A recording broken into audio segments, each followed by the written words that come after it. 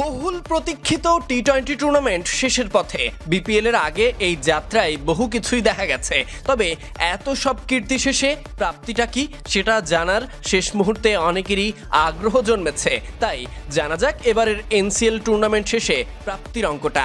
8 দলের 2 সপ্তাহের লড়াই শেষে চ্যাম্পিয়ন দল ট্রফি সহ পাবে 20 লক্ষ টাকা, রানার্স আপ দলের জন্য 10 লক্ষ টাকা, এছাড়া টুর্নামেন্টের সেরা ক্রিকেটার পাবেন 1 লক্ষ টাকা।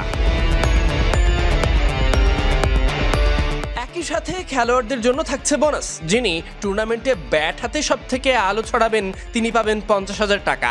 একইভাবে টুর্নামেন্টের সেরা বলারও পাবেন সমান সংখ্যক টাকা। বলে রাখা ভালো, এনসিএল এর টি-20 আয়োজন অবশ্য এবারই প্রথম নয়। 2010 সালে একবার এমন আয়োজন করা হয়েছিল, তবে পরে আর চালু থাকেনি। দেশের ঘরোয়া ক্রিকেটে একটি মাত্র টি-20 টুর্নামেন্ট ছিল, সেটা বিপিএল, যেখানে একাদশে খেলার সুযোগ পান মাত্র 7 জন ক্রিকেটার, বাকি 4 জন খেলেন বিদেশি।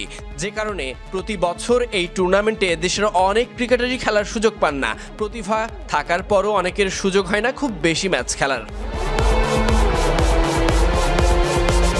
শুধু কি তাই, দলগুলোও নির্ভর করে বিদেশি পারফর্মারদের উপর। তাই দীর্ঘদিনের দাবি ছিল শুধু দেশি ক্রিকেটারদের নিয়ে একটি আলাদা টি-20 টুর্নামেন্টের।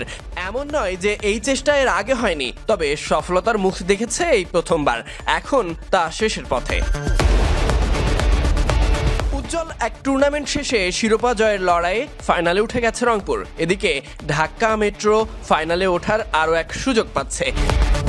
Sadiq Ahmed Sani, BD cric time.